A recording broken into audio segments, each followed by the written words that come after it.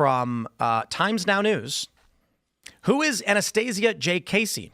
Mysterious author behind, quote, The Shooting of Charlie Kirk. A book that appeared on Amazon is titled The Shooting of Charlie Kirk, but it has a published date of September 9th, the day before Charlie died. So I'll just make it pretty easy for you guys. There's a conspiracy theory going around that this was a pre-planned event, that it's some kind of deep state or conspiracy. Many people are sharing this saying, how is this possible? It's actually really simple. Somebody uploaded a book to Amazon, so the publish was there, and then they updated it a day later. That's it. Someone on September 9th published a book. This is likely what happened. Maybe it's not. Then yesterday, seeing there's a chance to monetize, to capitalize on it, and with better SEO, updated the book that was already there with a new title. And it's called The Shooting of Charlie Kirk. And what's happening is across Amazon, these books are all AI generated. So people are going onto AI programs, telling it to write a book about what happened with Charlie Kirk's death and some biographical information, and then they're selling it. We live in a screwed up and nightmarish dystopia already. Basically, the play is right now, if you know, they all got 1-star reviews. If you know how to AI generate 100 pages, which is very easy, you can rip off some old people who buy books who don't know better. And they'll read your AI slop for $7 a piece. And some people will think it proves foreknowledge of Charlie Kirk's death. Yeah. Yeah, it's really easy to actually game the Amazon system. There's a YouTuber, Max Fosh, and he does these like challenges and pranks and stuff. And he took his friend's text messages and put it into the Amazon book portal or whatever to make a book. And then he put it in a really niche category. So then it only took like 10 people to buy that book, and it became a bestseller right away. So it's like you can game this so easy. And this AI stuff is clouding. I mean, there's a cloud of war. I mean, I remember after the shooting happened and the videos started coming out, the first thing everyone was saying to each other was like, oh, this has to be AI. And it's just completely muddying the water. It's muddying the discourse. I mean, Twitter's getting unusable to a degree just because of the amount of slop on there between AI and the third world. It's very, very hard to parse through and get real information. The way that these mechanisms work on Amazon, it's just getting more and more confusing, and truth is getting harder and harder to find. It's just, it's horrifying times at every level. I don't know. It's just, I'm getting to the point where I'm just like exhausted with all the misery because of this, like seeing. I feel like, a lot of it is just inflated because of the AI or just the bots, and it causes a reaction on each side that inflates the inflation of it. Yeah. So that we are we're not looking at actual reactions, really. They're just magnified by some beginning point that's already so much put into it, like so many examples of. We have the press conference is getting set up right now. We're expecting it at 9:30. So right now they're just setting up the TV and the podium and everything. So we'll just have this ready to go for when we get when we see them come on. But stay tuned, and it'll be up when it's up. In the meantime, yeah.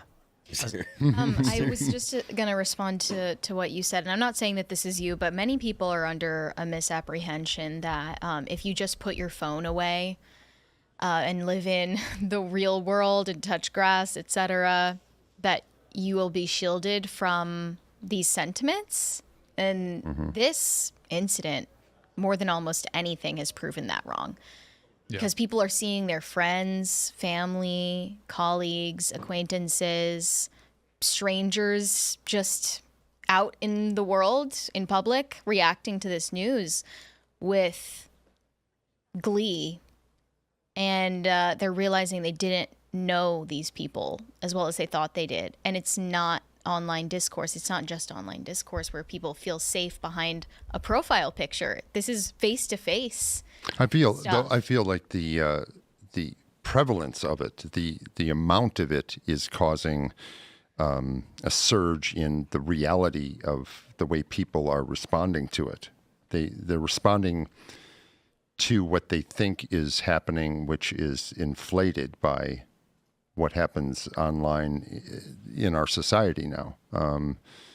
The magnification of sentiment is, it's not to say that I don't believe people are capable of being so horrific about this event. I mean, this thing that happened. I mean, just laughing and We're seeing celebrating people in the it. streets with, signs, sandwich boards they're wearing, supporting this killing. And, yes, sometimes outrage can be manufactured and amplified and magnified beyond what it really is. Like, okay, like maybe normal people in their daily lives don't really care about what happens to the Cracker Barrel logo. This is completely different. Completely different. And people prior to this tragedy on the right, a lot of the time were saying we need to focus on the positive stuff. We're living in a golden age and everything's great and we won. Just accept that we won and stop complaining and only focus on the victories, right? But that's just not addressing reality. And it's the uncomfortable reality that these people, we coexist with them. We have no other choice.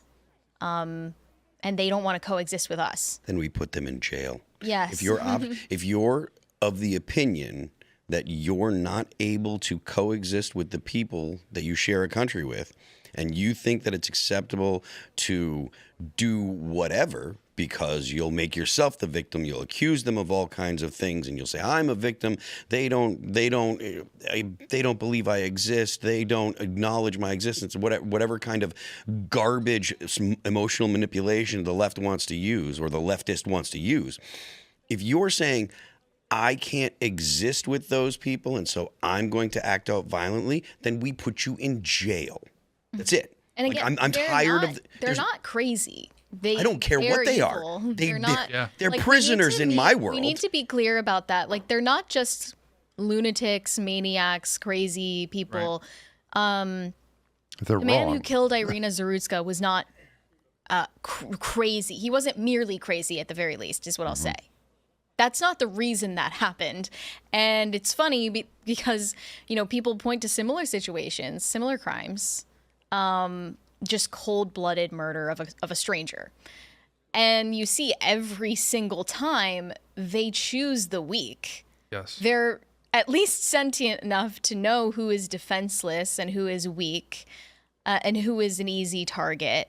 So they're not quite detached enough from reality to ever pick a fight with someone their own size who could actually fight them off. So they're not merely crazy. Maybe that's a factor, but that's not telling the whole story. Yeah, all the people that It absolves them. This is a really excellent point because all the people we're seeing, cheer and they're in total jubilee. Yeah. These aren't crazy people. These aren't schizophrenics or whatever. These are yeah. people that have come to this conclusion through a collection of information that they've processed through their worldview and have deemed this is correct. We can't outsource this to some sort of mental illness. They have jobs and these are people whose souls have been corroded. Work in administrative roles. They have middle management jobs. They send a few emails. Yeah. Hopefully they won't have jobs soon, but they're existing in daily life with us, and you never know when you're encountering one of them. Look, when you to be fair, the Carlos Brown, the guy that killed Irina, he was probably schizophrenic. Probably, but he was acting on a culture that Not completely crazy is what you say. And he was. I'm just saying that doesn't explain it away. No. I mean, you should still be put to death. Yes, but there are you should get the full extent of the law. normie people at various jobs that people are aggregating that are posting this image. It is a cartoon of Charlie Kirk with blood coming from his neck, and it says, debate this. They are saying outright, if you try to have a dialogue, that they will kill you. And these are not far-left extremists that we expect to see in these activist organizations. The images that are being shared across social media, these are teachers, these are nurses, these are pilots, these are professors at universities, which we kind of expect some radicalization. But this image is horrifying that someone drew this up and they are selling it on T-shirts, posting it all over the place at universities. And again, the terrifying aspect of it is that people on X right now, I'm reading, they're saying, here's a nurse. Here's what she posted on her Instagram. Yep. And it says, debate this. They are saying if you come to have a conversation, you die. I don't know where we go. I just hope the adequate and appropriate law enforcement does what it has to do to start putting a stop to this. Law enforcement. The only reason that those images are not incitement to violence and death threats is because they already killed Charlie, which is the horrifying thing about it. If they took a picture of me or any other personality or anyone in this room and it said debate this with blood spraying, you could interpret that as a death threat, as an imminent threat. But Charlie being dead, they're posting and plastering this thing everywhere, and we know what it means. Yep. So law enforcement should This kick in their reminds me- door and drag them out of their house, throw them in the paddy wagon, take them to jail. We will try them. Phil, paddy wagon's offensive. I'm Irish. Throw them in the squad car. Is that good? I Throw them in actually don't know what they're called because everyone calls them paddy wagons, but They need those big nets, like dog catchers. Yeah. Yeah. You know?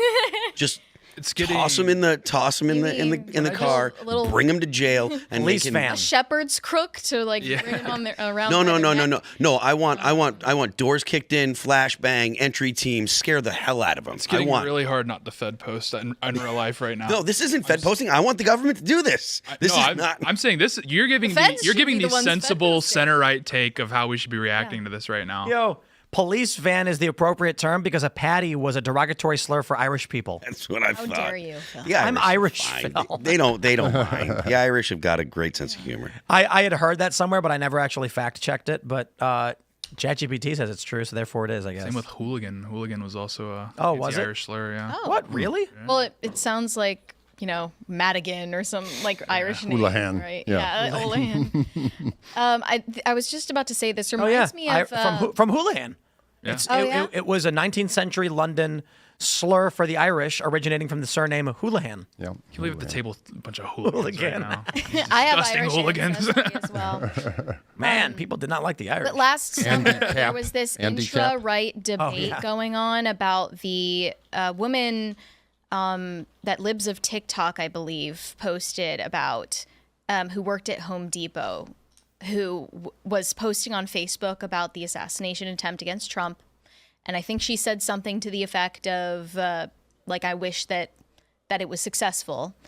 And then I believe it was Libs of TikTok that ended up exposing her information and who she was and trying to get her fired. And I think Home Depot might have actually fired that woman. Yeah. But there was at the time this very heated debate on the right about whether that was ethical and should we only be targeting people with public platforms whose job it is to comment on these things instead of just ordinary people who've had their minds raped by CNN. Like, is that okay? And now that this has happened, if they had the foresight of where we would be right Sure. there would be no debate about it. It's the ordinary people with None. nothing to lose that do things like we Yes. saw yesterday. Yes. It's not your streamers going out and doing this. These are the radicals at the bottom, like Tim's talking about. It's people that have nothing to lose and they feel like, okay, this is my way to get into the history book or whatever. Or at the very least, they just want to settle a score because of some perceived injustice that's been done. Or just ordinary evils like disowning family members, cutting off friendships. Right. So it's like, no holds barred. I say it again. I've said it before. I'll say it again. We're dealing with the death cult. They relish. There's been 60 million children aborted, and they love that. They celebrate. They celebrate the death of I think children. they're saying something. Oh, they're doing a mic check. Sorry. Yeah. So it's like, no, give no quarter here. Enough. There's no way out of this. I mean, No. you have to completely demoralize them, completely break them. The full force of the federal government should come down on terrorists in the United States. So I guess the issue is right, but what happens when it's banal? What do you mean by that? What happens when there's a random dude walking on the street in New York getting stopped by Don Lemon who says that he thought it was a good thing and then he's glad it happened? What happens when people are posting on social media lists of names? You mean, and there's no reaction to it? People No, go what I'm like, saying this is par for the course. when you have a terrorist organization and they have a list of targets, you go into a room and you find 7 people and they have weapons and a list of targets, you make an arrest. Who do you arrest when it's everyone in New York? And not literally everybody, but Don Lemon walked down the street and was asking random people. Tons of these videos have popped up of man on the street interviews where people are going to universities, and I know it's selectively edited. They're choosing, but there are people all over cheering for it and saying they want more. So the issue is the standalone complex. It's easy to say arrest terrorists, and it's like, okay, so what are they going to do? Arrest 100,000 people tomorrow? It's not going to happen. It's impossible. There's not a federal law enforcement to arrest it. Even if 100,000 people all stood outside screaming at the top of their lungs, they intended to commit an act of violence. The federal government doesn't have the manpower to arrest everybody. How do you eat an elephant? I think One bite at a time. Yeah, I mean, if you create a hostile environment, like if you know you'll lose your job for rattling off. Well, you start with the eyes, and then the anus, because you have to go for the soft parts that you can Cook that very well. No, it's like, I mean, a lot of people, because this is how people on the right, I mean, that's how we were boxed in for so long, is because we were petrified of losing our jobs, petrified of this, that, and the other. It's like you just have to create that same hostile environment on the other side, is if they realize that, oh, there's actually ramifications for, bathing in blood like this, then they'll think twice about it. I mean, there's a lot of mechanisms that we haven't used yet that are now starting to get used. What I will say is cancel culture is back, baby. And I don't care. I ain't gonna do anything. I'm not gonna talk. I'm not gonna say nothing. I'm not gonna share some of this stuff that I'm seeing all over X. It's very difficult. But there's a woman who's mocking the death of Charlie Kirk with hundreds of thousands of followers dancing on TikTok. And so people found out where found her husband's business and have review bombed it online into oblivion. It is now a 1-star business. Yeah. Good. Well, I think anyone tone policing the right now, just take a little long look in the mirror, reevaluate what your priorities are, because that's just ridiculous after what we've been through this last week, especially, but let alone yesterday. Yeah, like I said, About the past 10 years. Yeah. Sure. Yeah. I mean, if you're tone policing right now at this moment, like, what are we doing here? Wow. You're an op at this point. People are spamming the image of his wife dancing on his page with the phrase thoughts and prayers and 1-star reviews. And he's got his business used to be rated 5 stars, and now it is got 1,000 1-star reviews. Well, at least it'll be a new Spirit Halloween there. That'd be nice. They're not used to OPSEC, are they, on the left? They're not at all. They don't take those precautions at all. Well, government the right name. didn't engage in cancel culture, didn't have the ability for the most part, didn't respond with violence ever or do anything. And that's why they all gloated and laughed and mocked. And I think to these liberals that are crying on their shows now, it's because, or Hassan, for instance, there's a video going viral right now that I don't think we can play. They say it's a montage of Hassan calling for violence against right-wingers. Now he's panicking because he's realizing the game just started. Yep. And I mean the game figuratively. I'm saying what he advocated for, because he says in a video game, we should go do this in a video game. Yeah, the feds should pick him up, denaturalize him, and send him to Turkey. Real.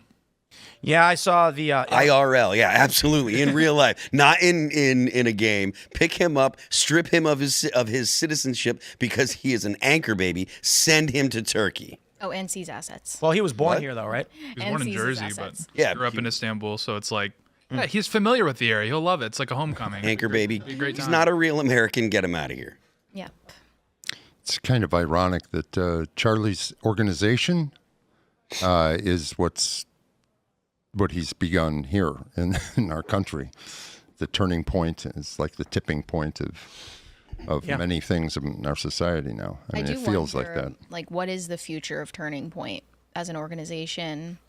Obviously, nobody can fill Charlie Kirk's shoes, but someone will actually have to take over his position in that organization if it's to continue, and we need it to. And that's what he would want. Thanks for checking out this clip from Timcast IRL. Make sure to watch the show live Monday through Friday at 8 p.m. Subscribe to this channel, and we will see you all there.